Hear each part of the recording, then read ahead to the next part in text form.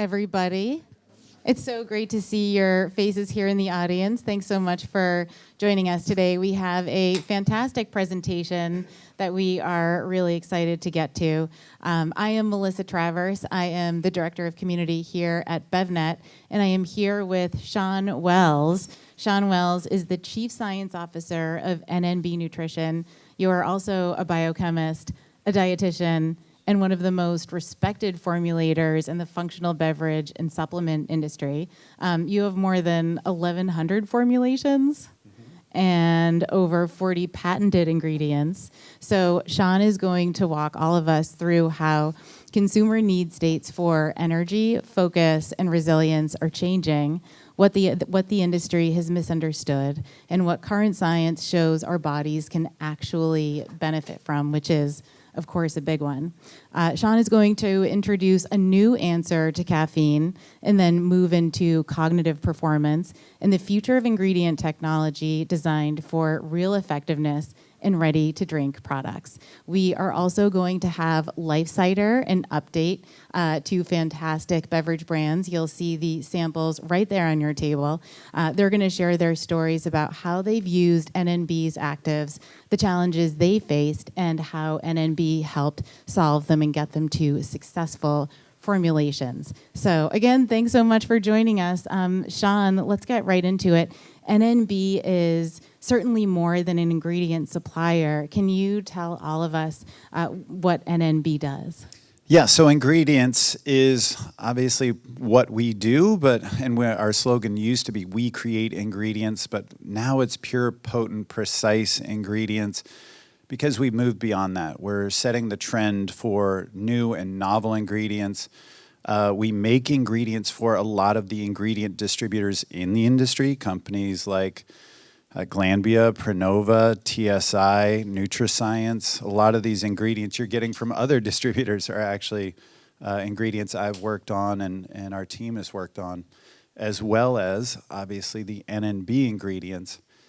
And we've been in business for 10 years and we've seen literally every year doubling our growth year over year. So it's been exciting. We're a 9-figure company and there's kind of no end in sight right now. We have ingredients that were considered to be more commodity. We stepped into creatine and decided to make the purest creatine on the market. That's actually what it's called, because it actually outperforms any creatine, including the German creatines.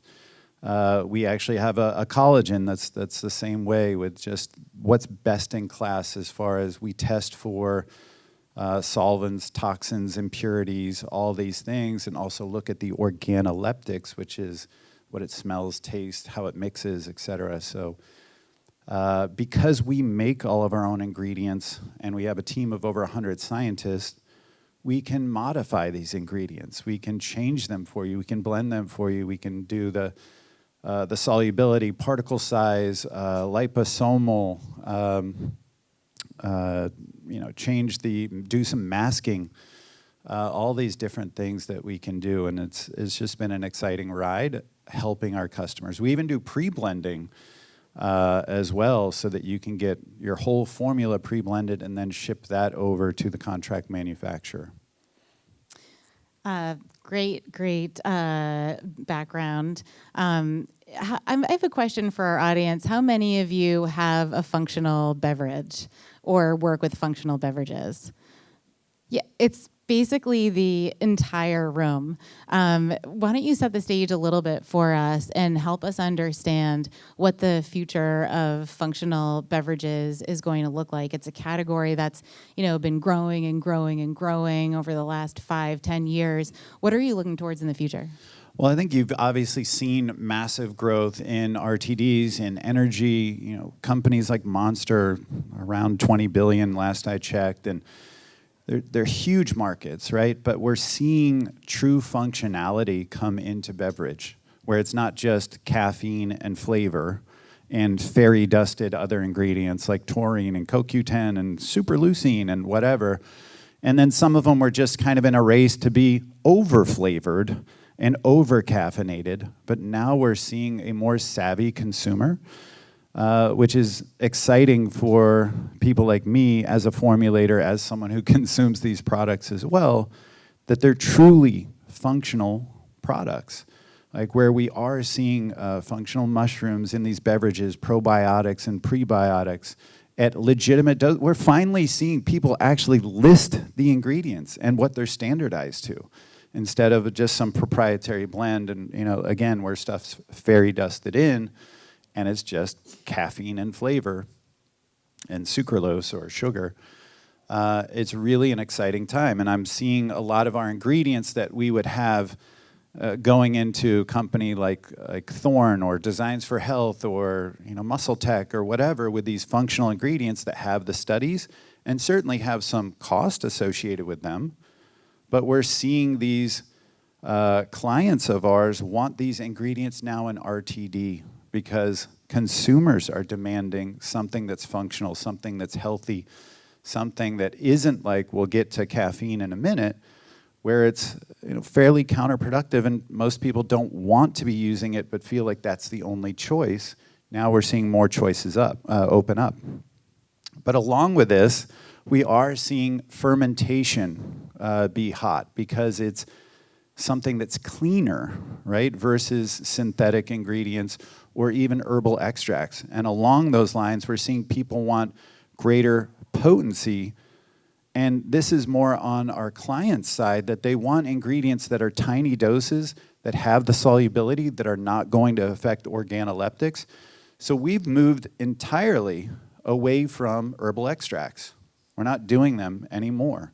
We're just doing pure compounds, and we're trying to focus on very small doses and fermentation, because that's vegan, that's clean, there's no toxic solvents associated with synthesis, there's no byproducts that hurt the environment with that synthesis.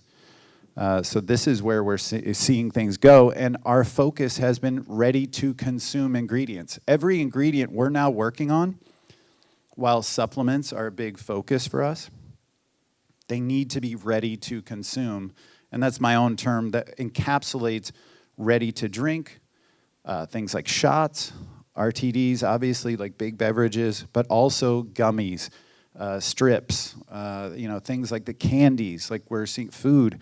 We're seeing our ingredients go into lots of things. So now when we're launching an ingredient, we're ready for it to be soluble. We're ready for it to have the organoleptic challenges already covered before we even launch it. And so again, that's why we're just completely done with herbal extracts. There's no like multi-gram ingredients. There's no kind of like sediment and worries like from lot to lot.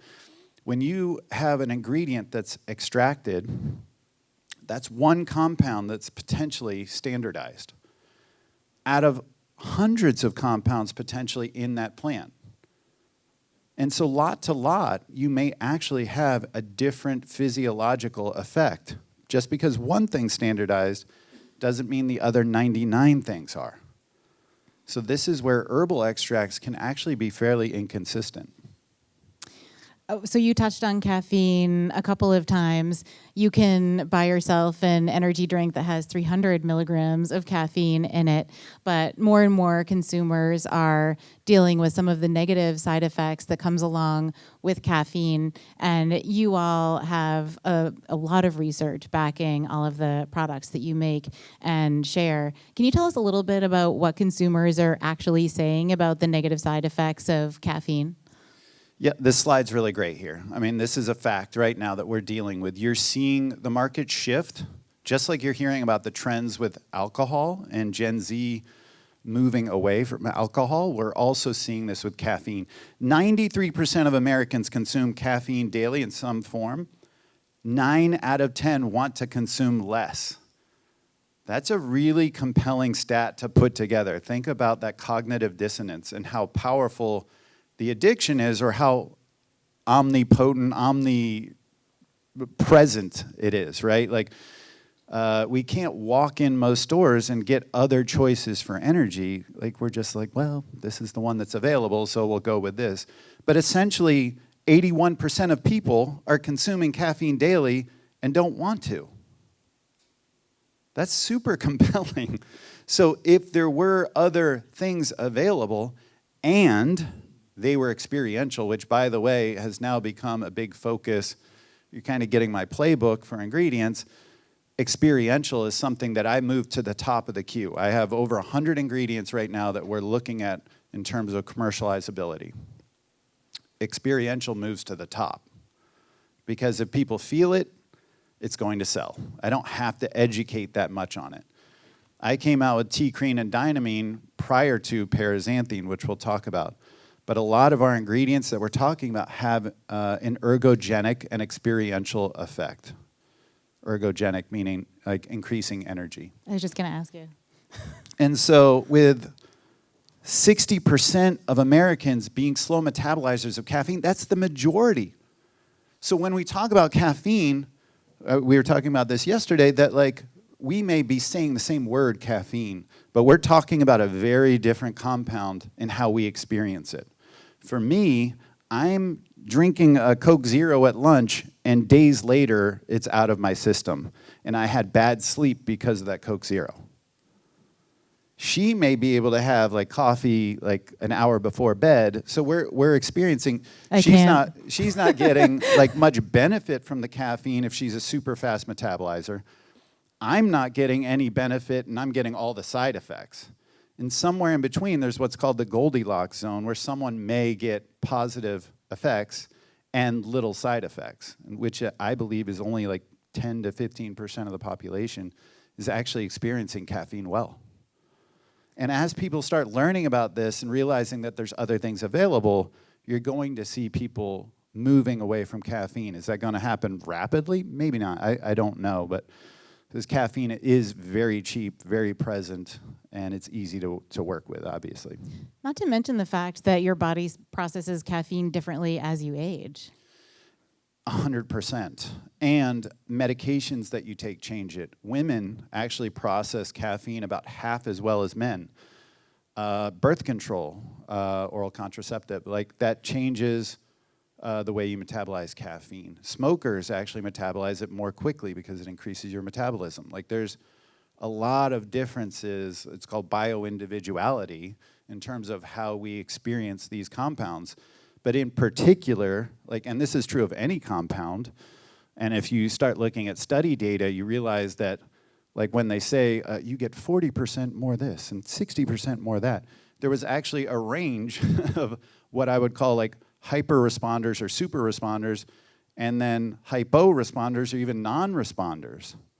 And then you're getting this number that's somewhere statistically in the middle, but that's not actually what happened if you look at all the different participants in the study. So this is where it gets interesting. So many folks are looking to move away from caffeine, including me, but I also love caffeine and have been consuming it since I was, 16 years old. Yeah. How do you introduce something like Parisanthine to an audience who is incredibly familiar with caffeine, but they're looking for an alternative to that? Well, this is one of those ones that try one of these drinks. Like this is, I have a friend that's like an AI billionaire, and he was like shaking me down and like, asking me all about this ingredient. And I was like, just try it. Like that's what I go back to with experiential. If you feel it in one dose, and actually our alpha GPC has that kind of data, but this is something that you feel, like truly feel different. People talk about being in the zone, like having more cognitive clarity. I used to talk about this as that Parisanthine was the metabolite of caffeine. Now I talk about that caffeine is the dirty precursor to Parisanthine. It's actually the clean thing you want, and you can avoid the theophylline, which has tons of side effects as well. And you're avoiding all the bioindividuality. Like I talked about, 96% of people experience Parisanthine well. And so you're getting all these benefits that you see up there that you just don't get with caffeine. You get increased dopamine and serotonin, 50% more dopamine than caffeine. So that's literally just having like more drive, more pleasure, right? And then you're getting more BDNF, brain-derived neurotrophic factor, which is neuroplasticity. You're getting more blood flow to the brain, like dramatically more than caffeine, which can actually be vasoconstrictive. You're getting Actually, there's a study we did that you see mental errors. This was with athletes that did a multitasking test before and after the race. The caffeine group increased mental errors 20% at the end of the race when they took the test. It was a 10K race. The Parisanthine group decreased mental errors 10%. And so the delta between the two was over 30%, but that's what's happening. Parisanthine is actually improving cognitive function and resilience.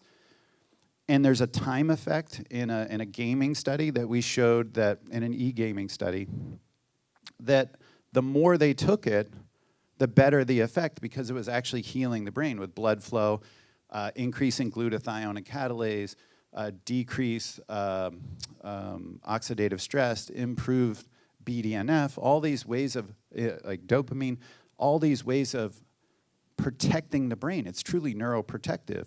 And caffeine has a time effect where you get worse and worse over time. And we see this in study after study. So it's very different, it's very experiential. So this is one of the ingredients that we like to talk about that we've worked on, that's really the driving force behind this LifeCyder X and the update. You know, I think the fact that these are things that you can immediately feel is such an important point. Caffeine is something you can immediately feel. So if you're looking to substitute that with something else, that's incredibly important. And same thing for all of the folks here who may have beverages that are positioned as non-alc or alcohol alternatives. You also want to share something with an audience that they can immediately feel, because, you know, you're at a social function or you're somewhere where you might want to drink. You really want people to have that immediate effect. And it does have like a verbal acuity effect that we've seen, which like with social lubricants, speaking of like your kind of non-alcoholic like substitutes for alcohol, which is like a huge trending area.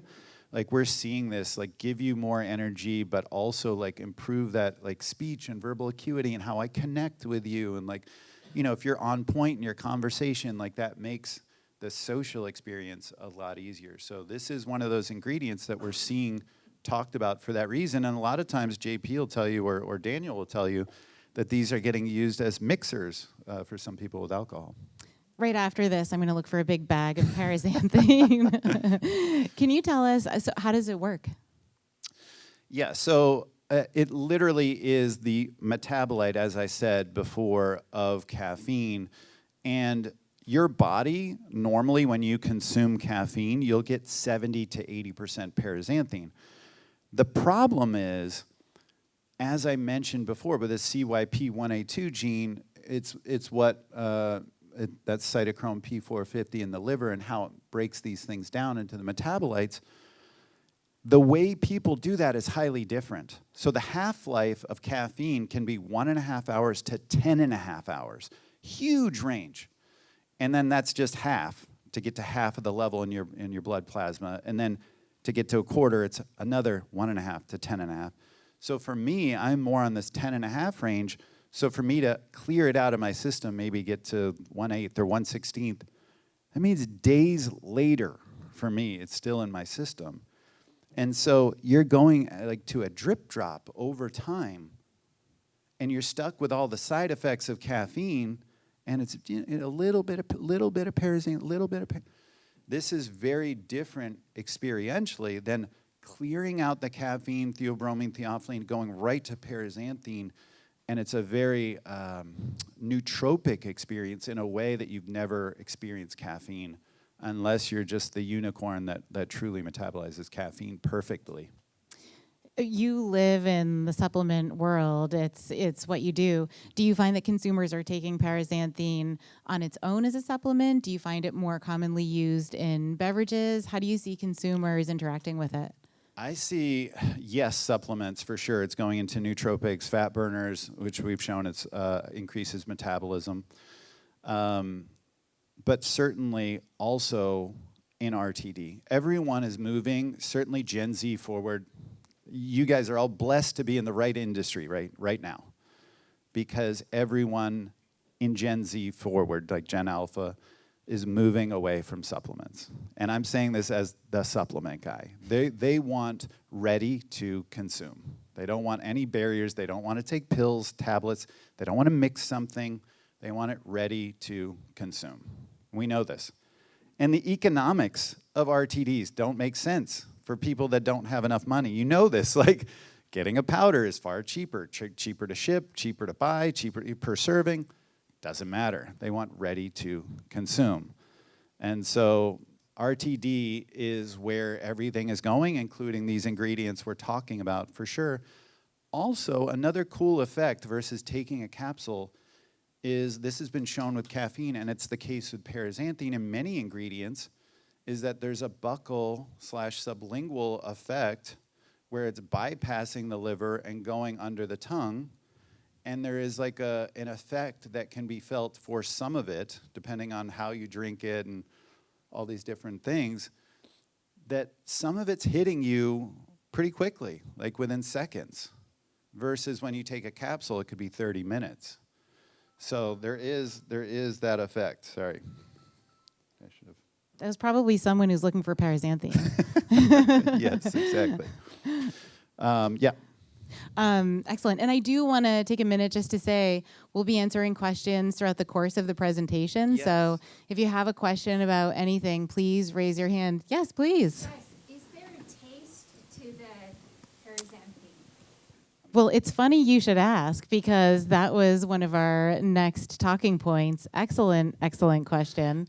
So we did a study looking at organoleptics, which again, like I'm very focused on because this whole ready-to-consume kind of prioritization or stratification or something along those lines that I'm thinking now. And Parisanthine is organoleptically slightly better than caffeine. So caffeine's bitter, Parisanthine's bitter. But my other ingredients, T-crene and dynamine, if you know those ingredients, they're horrible. Like, horrible. Like, they're amazing ingredients, but that was a massive, massive challenge. Like, it was like a bitterness that would last for minutes in your mouth and just, it was very challenging to mask, and that really held the ingredient back. That's not the case with Parisanthine. How about pricing? It's more expensive than caffeine. It's a lot more difficult to make it. And there's certainly patents and studies around it, and it's not being produced at the volumes like caffeine would be. So it's certainly more per serving, yeah. Any more questions about Parisanthine before we move on to some other functional ingredients? And I would, while you're here, if you're drinking them, I guarantee by the end of this conversation, you will feel it. And we can talk about it then. But there's also other ingredients in these products that we'll talk about. We'll also notice it because you'll be speaking so coherently. Mm-hmm. Exactly. All right, so let's move on to some other functional ingredients. Okay. So why do things like functional mushrooms, common choline sources, and other functional ingredients, why do they often fail to reach a therapeutic dose in an RTD beverage? Because if that's one of your major selling points, then that's a huge problem. Well, this goes back to the idea of us wanting to be more focused on like tiny doses, on fermentation, on pure ingredients, because biomass presents challenge. So the more, if with mushrooms, for example, if you have a 5-gram dose for a mixed blend of functional mushrooms, that's going to present a challenge. There may be settling sediment at the bottom of your drink. It may not dissolve well. It may create organoleptic challenges, again, with taste and flavor. It may create stability issues with interactions over time, with heat, with light, etc. So the smaller the doses we can get, the more pure we can get the compounds. The fermented aspect of it, we're avoiding the solvents and toxins, the better. So that is where we're 1,000% focused. And not to say those ingredients aren't great, they are. We're just going down to what's like the actual thing moving the needle, so we can kind of remove a lot of the noise and the frustration when it comes to formulating. Anyone who's in here that's done work with a contract manufacturer, product developer, knows like how frustrating some active you really like can be, especially if it's an herbal compound, that it just creates issues over time. And there's also sustainability discussions when it comes to herbs as well. Like rhodiola, we'll discuss, is now on the CITES list. And so how does that shape NNB Nutrition's innovation strategy? How does that shape the work that you're doing every day? It's everything that we're doing. Everything has to be tiny doses, pure compounds. We're looking at fermented, and then will it be ready to consume where it has the solubility, has the positive organoleptics, or else we're not doing it. Like literally, even if it would work well in a capsule, but we can't do it in ready to consume formats, we're not doing it.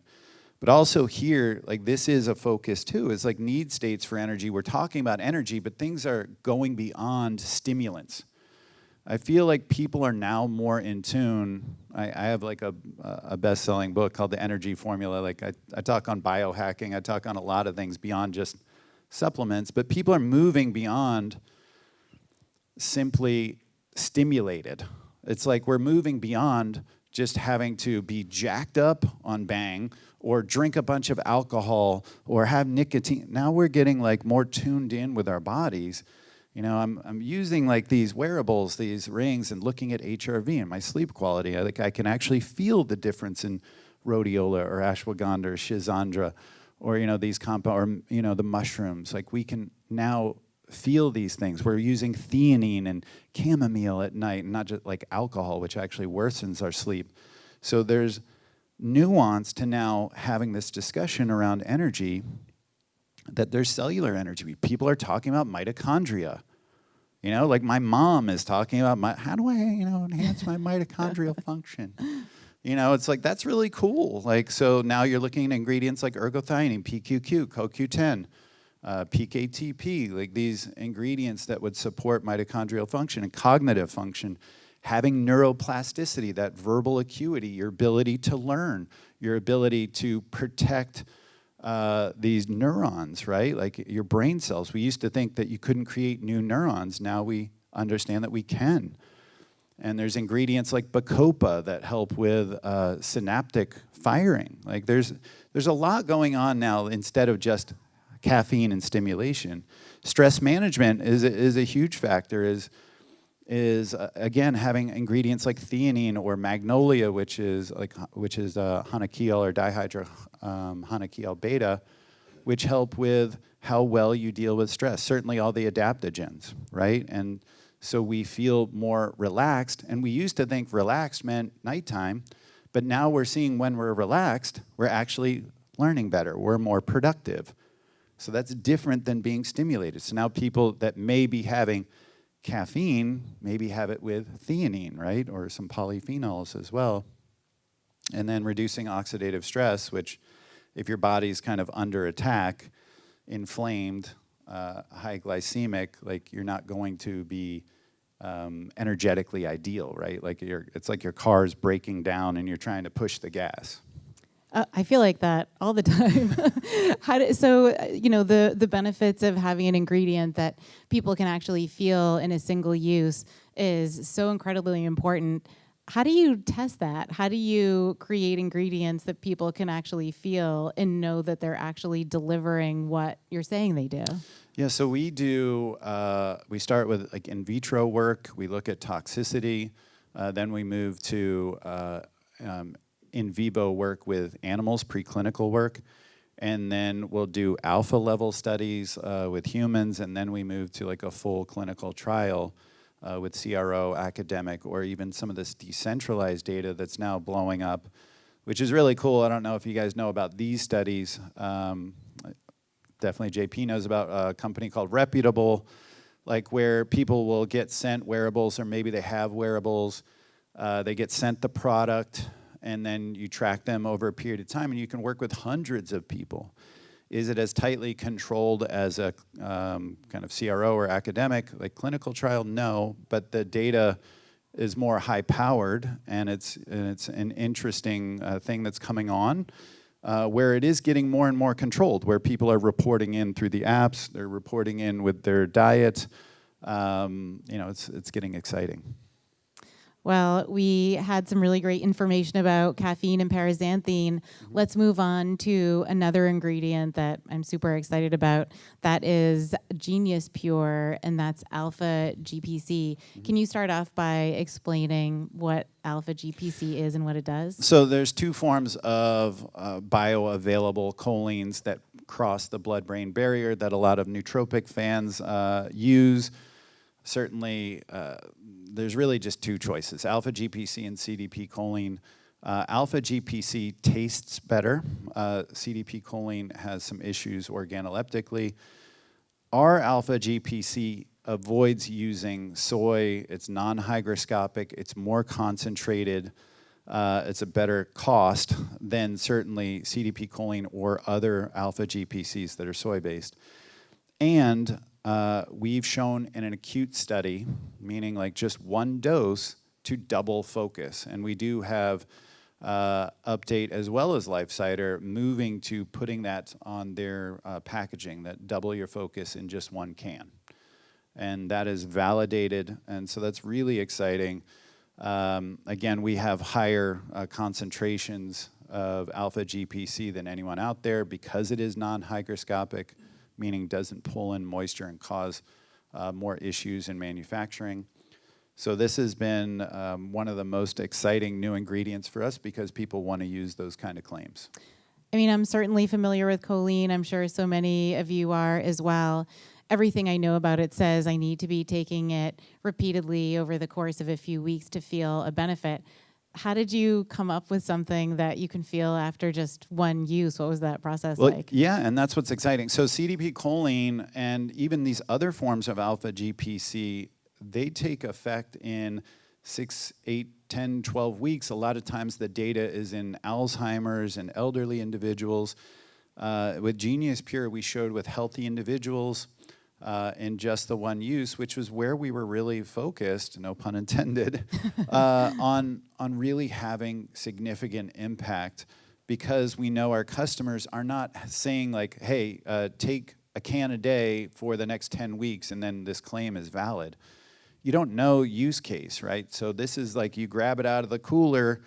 We can say in that one use for a fact that you will double your focus. And this is what we saw with our study participants, and we feel very confident in that claim.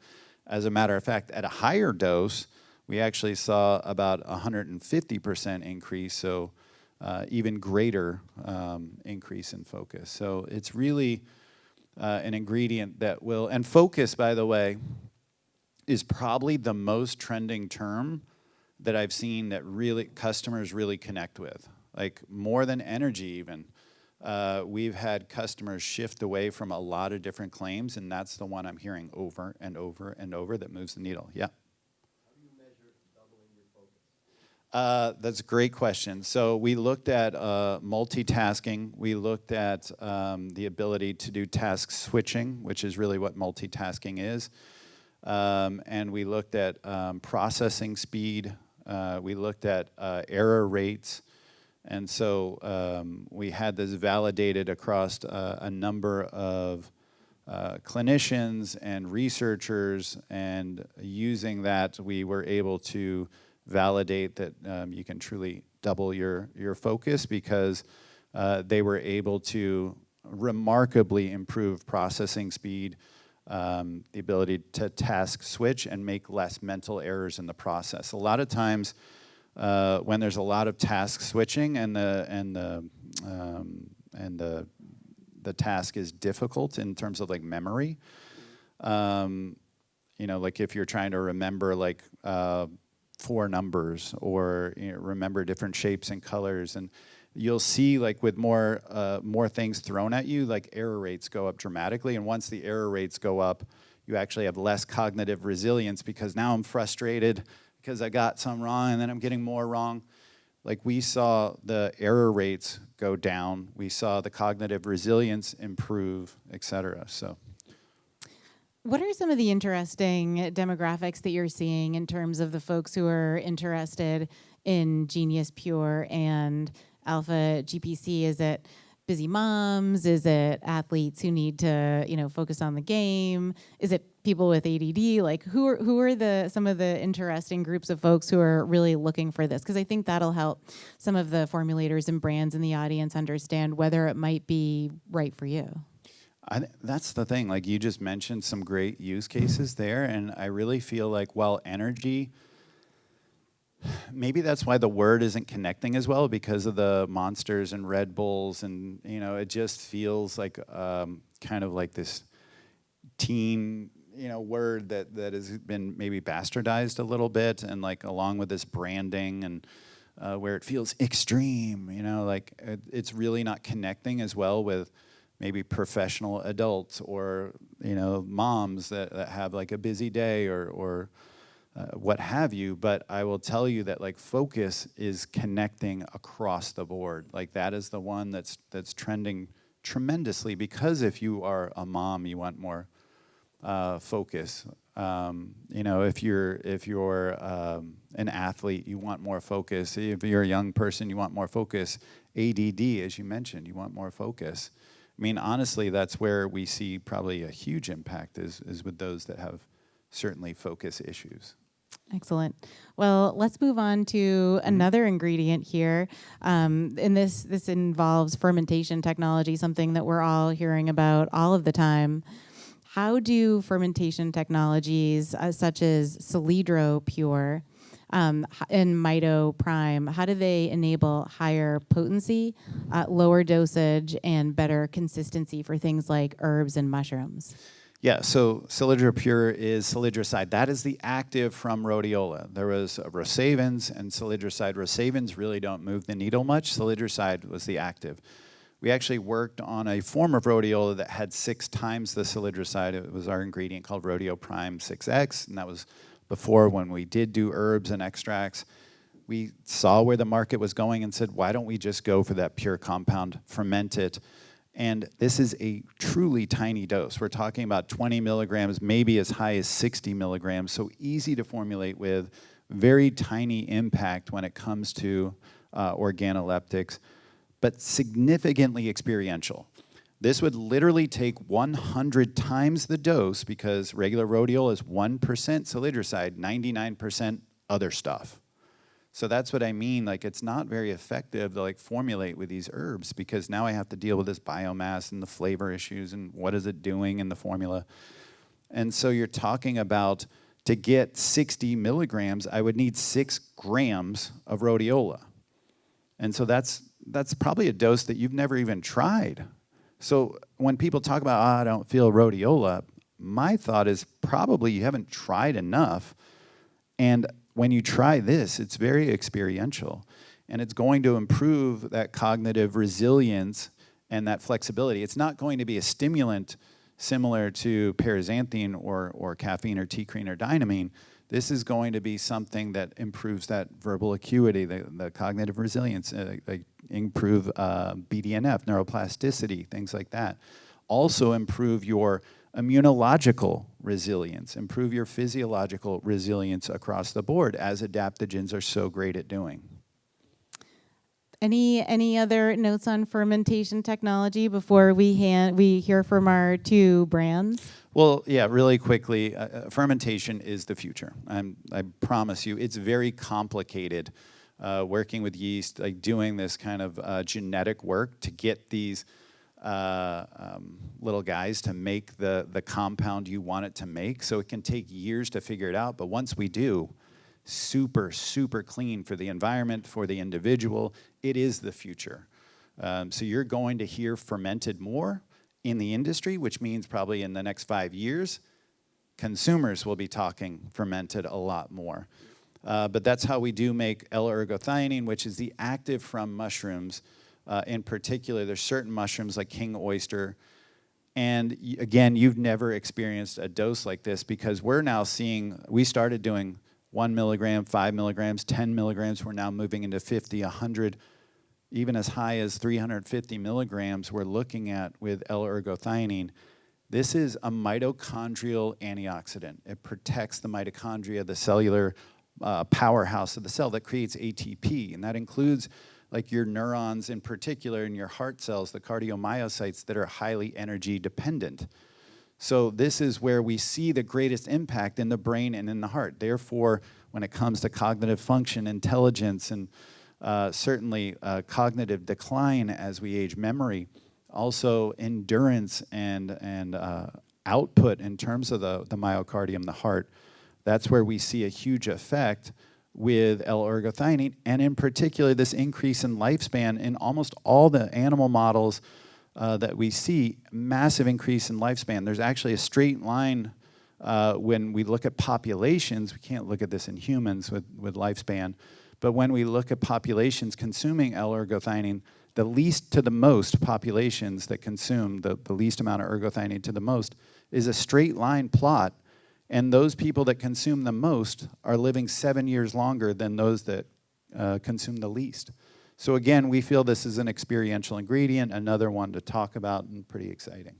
Mushrooms are always something that I think about needing to take over and over and over again. Do you feel the effects of something like this immediately? Yes, it is acutely experiential as well, and we're seeing it be an incredible combination with something like salidroside. But this is really the active when you're talking about mushrooms. I feel like a lot more so than like beta glucans or other things that we thought were maybe the actives. I truly feel like ergothioneine is what's driving the power of these functional mushrooms. Fantastic. Well, without further ado, I would love to welcome JP from LifeCider. He is going to tell a little bit about working with NNB Nutrition, and hearing from him will be even better than hearing from me. So please take my mic and my seat. Okay. Hello, JP. Hi, Shawn. JP's product is the LifeCider X that's on your table. He also has the LifeCider that is he calls OG, original gangster, like meaning just that it's the non-parasanthinated, the non-X version. But having your RTD out there, I mean, first off, just tell a little bit about yourself, the growth of the product, so that they understand this company. Yeah, so quick backstory. Some of you Bevnetians may remember me from the June 23 new beverage showdown in Manhattan. And so Bevnet's dear to my heart because that was my first real introduction to the world. I was a nobody with a new drink, and I got to be there and made it to the finals, made a big splash, and that was great. And that was with our original. Also, some great insights from our panel made a big difference in what I did prior to actually going to market with that.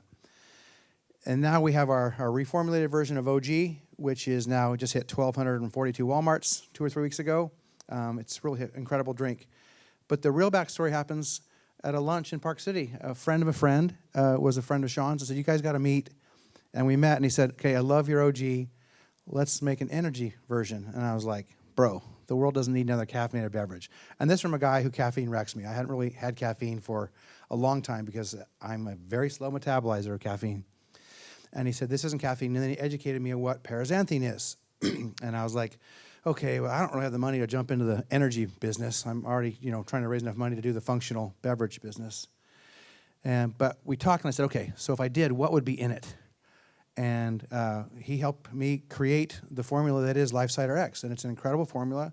It's 200 milligrams of Parisanthine with a big dose of alpha GPC. Our next rev will be our double your focus amount. And my family says I accidental touristed into my greatest creation. I've done a lot of things over my life, but my health journey with LifeCider OG, some of you may know, I had severe acid reflux for a decade, was very overweight, drowned in my sleep, then got pneumonia from the drowning, and my grandma made me start drinking apple cider vinegar in water. And within 3 weeks, my acid reflux was gone. And I didn't really understand why, but now the 70 million Americans have what I had, which is hypochlorhydria, not enough acid in your stomach. Even though it presents like too much, adding that acetic acid from apple cider vinegar gives you the digestive ability for those people in that part of the population to get rid of the antacids that are actually doing you no good. Mm-hmm. So now here we have, even though the company is 2.5, 3 years old, we really have just launched now. Because new OG just came out for Walmart, X is going to go into a bunch of retailers in Q1, and it's exploding, and it's very experiential. But a little more backstory. When I did the first batch, even though I was very reticent to jump in the energy business, did a small batch because most of my investors are current NFL players, linemen, big guys, 10 to 15,000 calories a day. They don't digest their food well. They all invested in Original Life Cider. And so when I decided to try to do a Life Cider X, I did a small batch, sent it to them, and they all called within a week and said, bro, actually used pretty colorful language, all of them, bro, this is incredible. Like, my focus is off the chart. Like, what, we got to do this. And so they all wrote some more checks, and we jumped into that. And that really just came out in February, March is when that. So we're almost a brand new company. And, here's the testimonial part. I can't imagine what the difference that Shawn Wells and NMB have been for me as a partner. Like, they have been incredible with the knowledge base. Like, again, I accidental touristed into OG. It's a long stretch from there to what we've actually created, which is an incredible energy drink, which I think is going to be, it's one of the two beverages that is an RTD that, I think you're going to see explosive growth on both of them this year. So, this is a big thank you tour for me, for Shawn, and for NMB, because they have been incredible partners with research. They've been flexible. They've been just awesome. I could gush on for a while. So, well, thank you. So, what do you think of when you think of NNB in terms of novelty, service, new technologies, et cetera? I don't think any of you should use them because I don't want you competing with me. No, I'm kidding. They're incredible. Like they have become really, truly dear friends.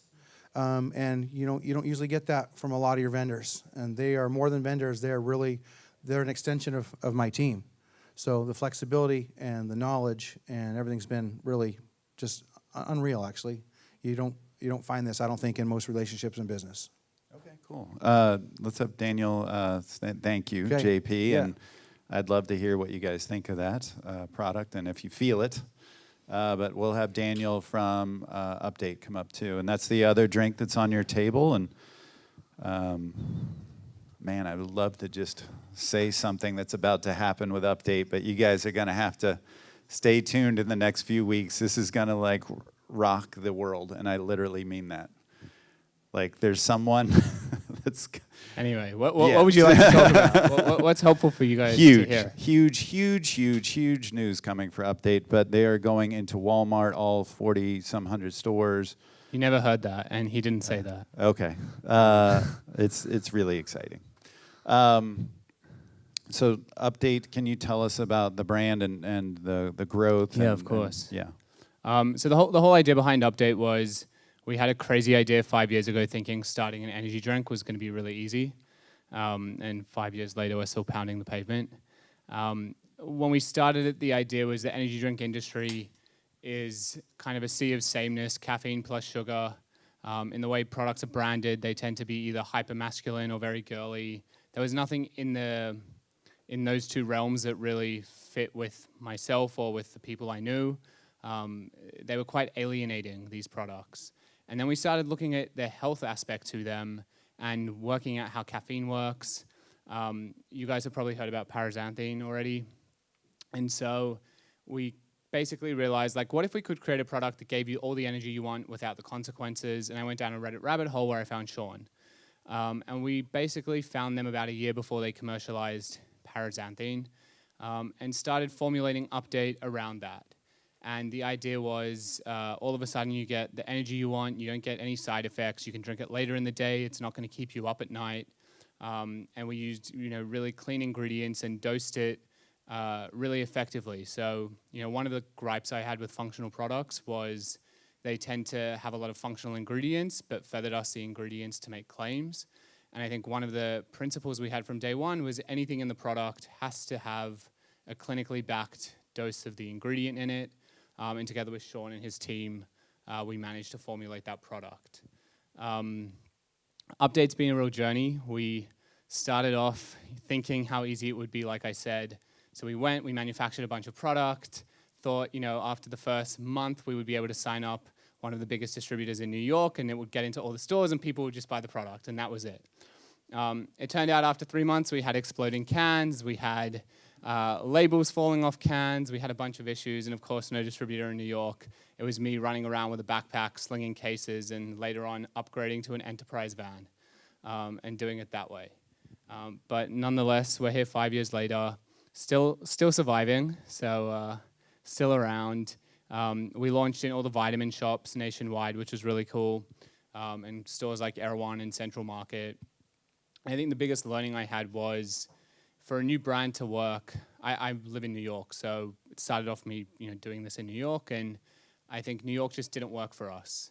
And the key learning I had was, like, for a new brand to work, you really need the retailer to want to lean in, and you need the customer to want to discover new product. So Erewhon is probably like a great intersection of both of those things. But stores like Central Market, stores like the Vitamin Shop, these were really great incubators for us and for the brand, particularly because we were using state-of-the-art or tip of the spear kind of functional ingredients that people hadn't heard of before. And so, yeah, I think if you're doing functional products, those were great stores. That was a great learning. These guys are fantastic when it comes to new ingredients.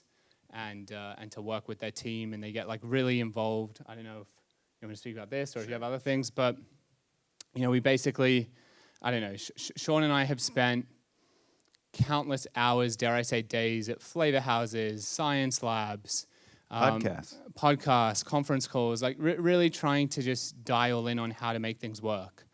And when you're working with new ingredients, there's a lot of unknown. Like I said, we had exploding cans after 3 months.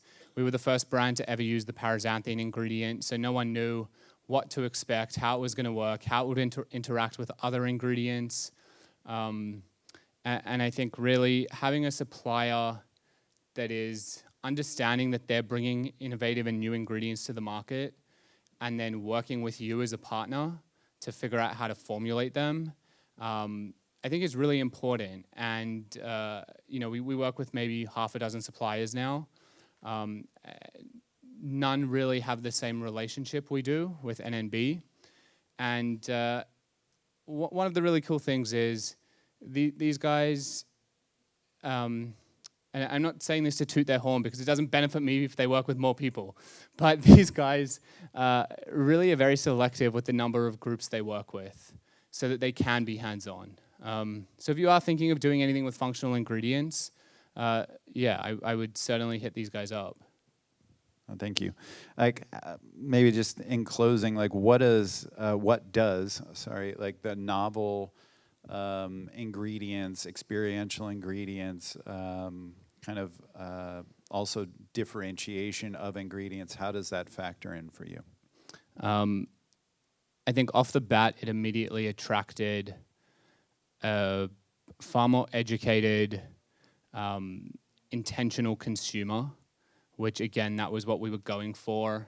And that's where we see the white space in the energy drink category. It's in people who actually, everyone needs energy, but they want it in a clean way. So definitely that was a big thing. And then just the experiential factor. I think there's so many brands out there using nootropics and adaptogens and functional ingredients saying it gives you energy. The reality is we're all bio-individuals, so what works for Shawn might not work for me, or the dose of some nootropic that works for him where he feels something might mean nothing to me. And that's why caffeine is always used everywhere, because whether you metabolize it quickly or slowly, it works universally. We all feel it to some extent. And so I think it's really important when we were using these functional ingredients, they actually gave you an acute effect, not just being told you have to drink it every day for 3 months to feel something. So I think that was another big thing, and just goes back to the intentionality behind the ingredients and the ingredients you've created and what they do. Awesome. So what's next for you? Look, we've been at this for a handful of years, just trying to grow. We'll continue to keep trying to grow, and I think just expand our nationwide presence. Watch this space early next year. It's going to be exciting. All right, guys. Is there any questions? How much time do we have? I think 5 minutes, right? 4 minutes. Love to have some questions, and I will be available. Obviously, after this, Dustin will be available. JP and Daniel will be available if you want to be an investor or work with them. They're both incredible guys to work with, and Dustin's our chief branding officer. But yeah, Yeah, go ahead. A little bit about BHB and your opinion on it. BHB, beta-hydroxybutyrate, is an ingredient, the salts that I actually brought to market with NNB. So the ketone esters were already on the market, but the BHB salts, which is now Go BHB, we're the exclusive distributor for them and the manufacturer of those. So that's another company that I was talking about that we produce ingredients for.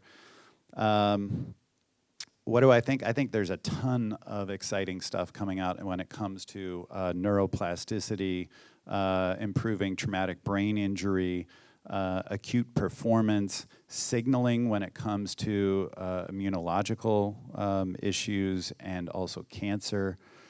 Obviously, some of those get kind of complex when it comes to supplement/food application, but certainly there's really like supplement, food, clinical. I think there's a host of things coming, and they stack well with certainly the ingredients that we already talked about. But I do think ketones is a very exciting area. There is now we make fermented ketones, speaking of which, we make all the different isomers, different salts, free acid forms. So that's a very exciting area right now. And there's new research coming out on the different isomers, that actually the L works in particular in the brain, whereas the D works throughout the body, and is the majority of the kind of physiologic isomer. Is there any other questions?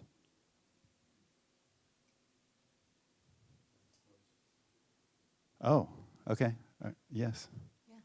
All right. Well, what a fantastic conversation. Thank you so much to our brands for presenting and hearing their side of the story. Hopefully, it helps everybody understand how it might fit into your business practices. In closing, Shawn, what should we go upstairs and out into the world thinking and knowing about functional beverages? I think functional is about to explode. Just like I said, we're riding multiple waves. RTD/RTC, as I would call it, is about to explode even more than you think it's already exploded, because Gen Z, Gen Alpha does not want supplements, and I hate to say that. And then we're seeing functional matter. Proprietary blends are going away. Full transparency matters. Having ingredients that actually move the needle and improve your health and physiology. Not just experiential in the moment and it's coming at a cost, alcohol, caffeine, nicotine. We're seeing the customer, the consumer get far more savvy, as Daniel mentioned. And we're now meeting them, and they're willing to spend a lot more. Things used to be $1 a can, like when I was young, 50-cent coffee. Now it's like people are spending $8, $10 on a coffee that has chaga and whatever in it, right? And people are spending $5, $6, $7 at the gym for core power or a pre-workout or energy drink that's functional that actually is healthy. Things are shifting dramatically. You're in the perfect industry. Now's the time, and now's the time to have researched ingredients that actually move the needle and are experiential. Shawn Wells. Oh, we have another question. Yes, please.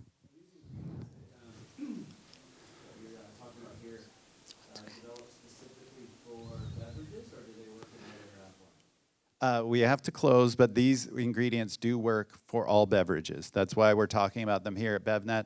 So yes, these are beverage-ready ingredients. But also other formats. Yeah. Yep. Yes, all that. That's what I call ready to consume. Yes, exactly. Yep. And please hang out, ask all of your questions. We'll be sticking around, so come up and say hi, please. Thank you all so much for joining. Thank you, guys.